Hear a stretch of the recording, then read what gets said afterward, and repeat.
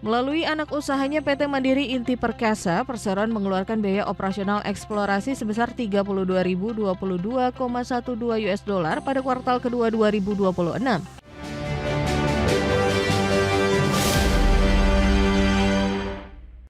PT Prima Andalan Mandiri Tbk atau MCOL terus meningkatkan aktivitas eksplorasi tambang batubara untuk mendukung rencana pengembangan jangka panjang dan menambah cadangan perseroan. Investasi eksplorasi menjadi strategi penting dalam menjaga keberlanjutan produksi serta menciptakan peluang pertumbuhan pendapatan di masa mendatang.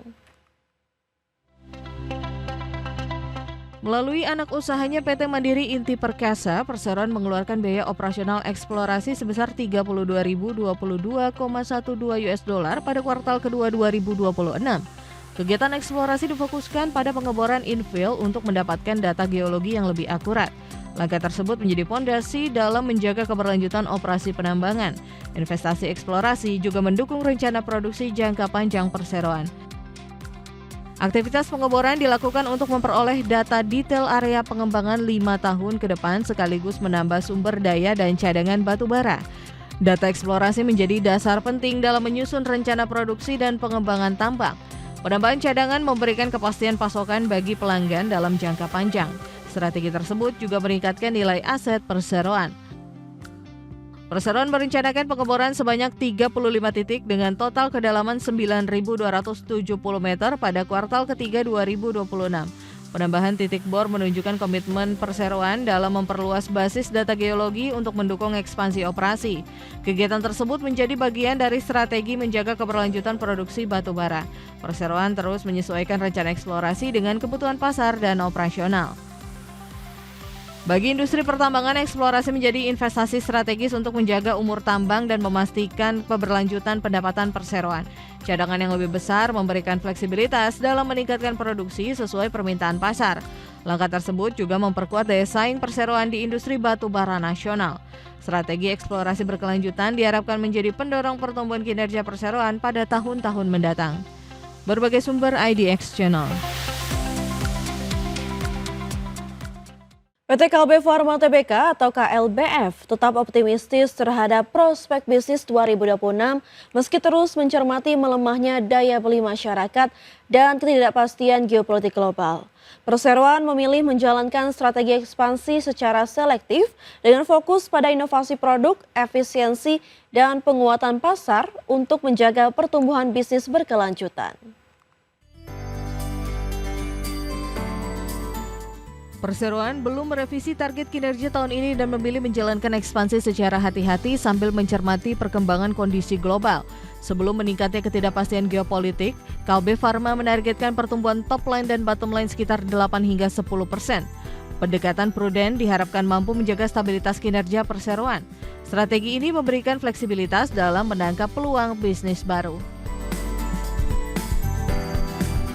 Kalbe terus mengembangkan produk baru terutama pada segmen nutrisi dan minuman ready to drink untuk penyesuaian perubahan preferensi konsumen. Perseroan juga melihat adanya pergeseran pola konsumsi akibat daya beli yang melemah. Inovasi produk menjadi salah satu kunci mempertahankan pertumbuhan penjualan. Langkah tersebut memperkuat posisi Kalbe di pasar kesehatan dan nutrisi.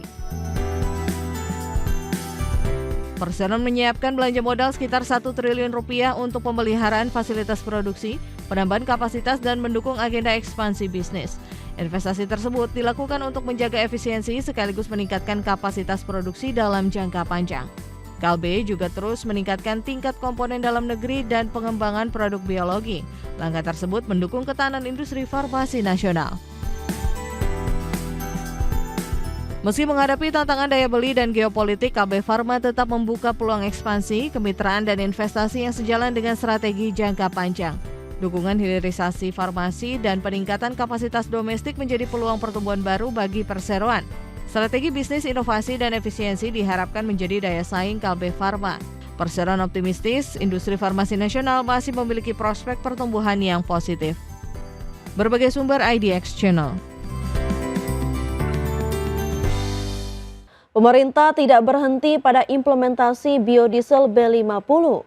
Setelah berhasil mendorong penggunaan campuran solar dengan 50% bahan bakar nabati berbasis minyak sawit, pemerintah kini mulai menyiapkan langkah strategis berikutnya, yakni mencampur bensin dengan etanol yang ditargetkan mulai berlaku pada 2027.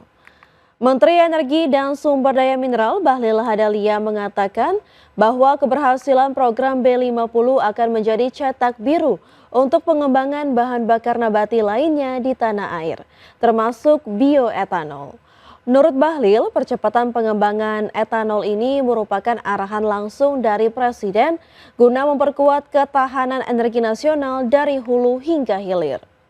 Ia menjelaskan program bioetanol tersebut nantinya akan memanfaatkan berbagai komoditas pertanian dalam negeri seperti tebu, singkong, dan jagung. Dalam pelaksanaannya, pemerintah siap melibatkan berbagai pihak, mulai dari badan usaha milik negara hingga sektor swasta.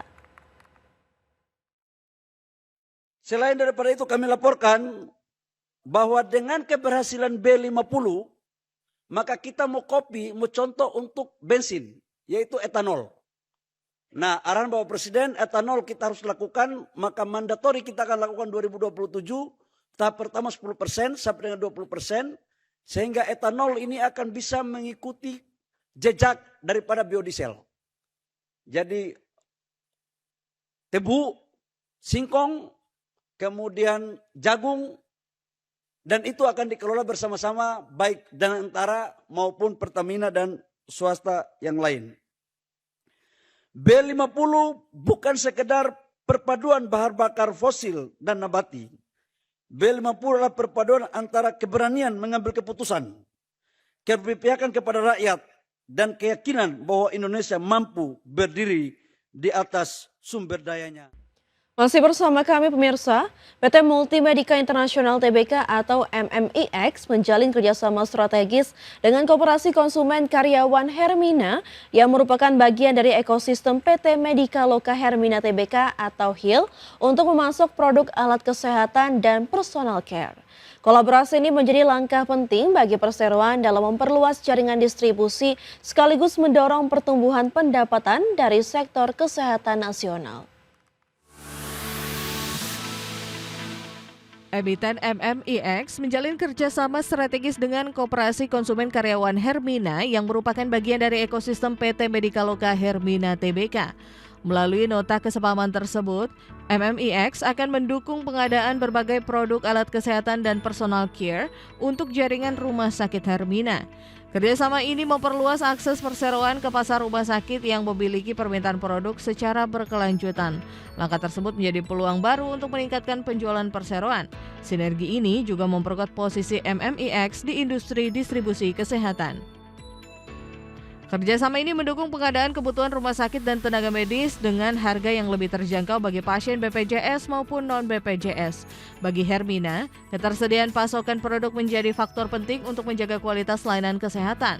Efisiensi rantai pasok juga berpotensi menekan biaya operasional rumah sakit. Kolaborasi ini memberikan manfaat bagi penyedia layanan maupun masyarakat. Perseroan terus mengembangkan portofolio produk FMCG dan alat kesehatan untuk memperluas sumber pendapatan di luar bisnis distribusi konvensional. Kemitraan dengan jaringan rumah sakit memberikan peluang kontrak jangka panjang yang lebih stabil. Strategi diversifikasi membantu MMIX meningkatkan ketahanan bisnis di tengah persaingan pasar. Ekspansi pasar institusi menjadi motor pertumbuhan baru bagi perseroan.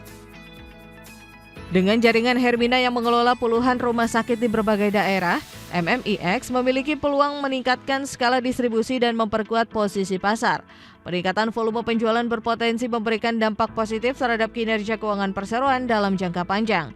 Kolaborasi strategis menjadi salah satu kunci pertumbuhan industri kesehatan modern. Langkah tersebut menunjukkan fokus MMIX dalam membangun bisnis yang berkelanjutan. Berbagai sumber IDX Channel.